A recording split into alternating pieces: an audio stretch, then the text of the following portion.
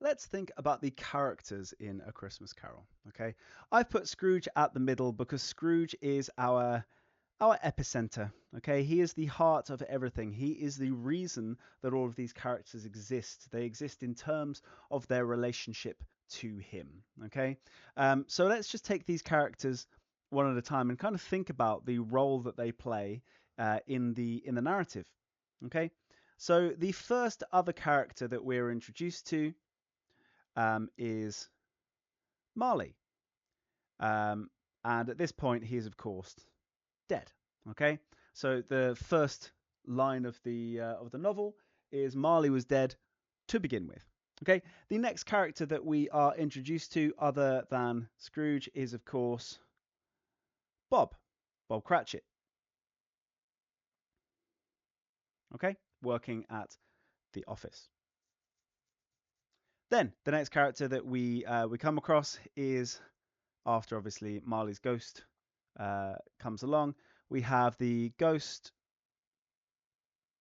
of Christmas past. Okay, and what I'm going to do is I'm going to link some other characters to each of these as we progress. We've also then got the ghost of Christmas present. I am aware that I haven't mentioned Fred, by the way. He will come up in a minute. Got the ghost of Christmas present. And then, of course, we've got the ghost of Christmas YTC yet to come. Okay, so these are kind of like the key influential characters in his life, but each of these characters also has their kind of their related sub characters that tie in with them. So from Bob Cratchit, we have his family, and perhaps most importantly, we have Tiny Tim. Okay, from the Ghost of Christmas Past, we get to see. I mean, young Scrooge isn't really a separate character, but I think he is worth um, thinking about. Younger Scrooge in his various forms. We have Little Fan, his sister. We have, of course, Fezziwig, who's his boss when he's an apprentice. And then we have, most importantly, perhaps, we have Belle. Then with the Ghost of Christmas Present, this is when the character of Fred plus his family, in the absence, of course, of Little Fan, becomes so relevant. So Ghost of Christmas Present links out to Fred and family. We also have the characters of Ignorance and Want. And these kind of these two ghosts, Marley's ghost and the ghost of Christmas yet to come, their sort of impact on other characters is less significant here. Okay, so if we have all of those characters kind of accounted for, this isn't every character who has a speaking line, by the way. This is just the bulk of them. If we think about Marley's ghost, what role does Marley play in the novel? Well, first of all, he is a foil for Scrooge. When I say a foil, he is there to basically be someone who is similar enough to Scrooge that we start to compare, and then we see essentially what would happen if Scrooge turned out like him. He becomes therefore also a bit of a guide for Scrooge's spirit and a catalyst.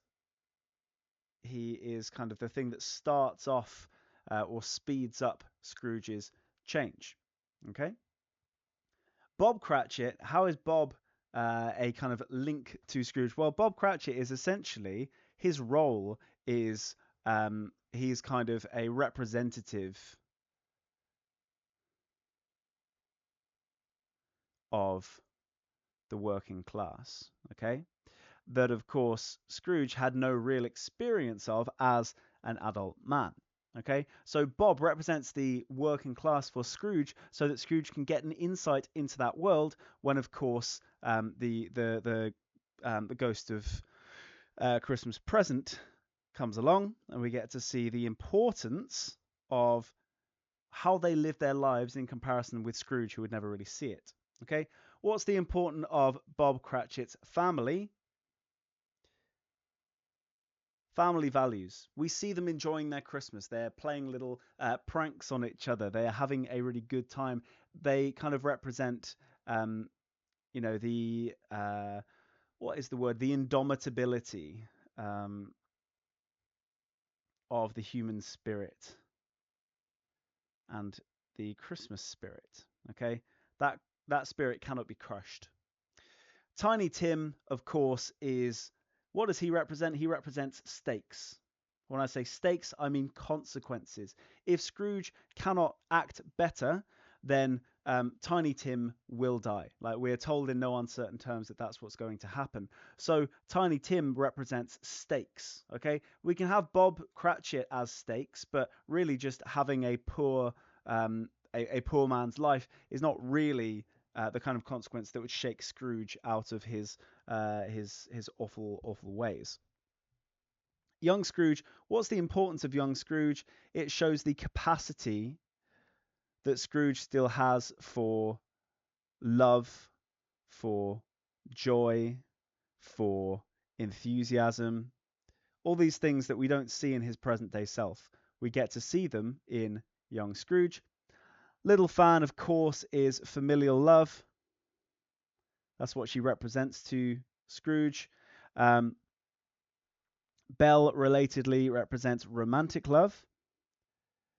And both of them represent lost love in one way or another, because these are characters they can no longer get to.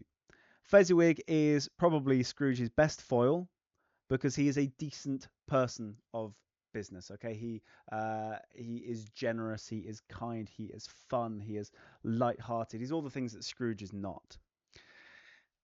Fred represents potential. Okay, in the Ghost of Christmas Present, the role that the Ghost of Christmas Present has is to show that there is still potential. Not all is lost. Okay, that's why that part of the story even happens.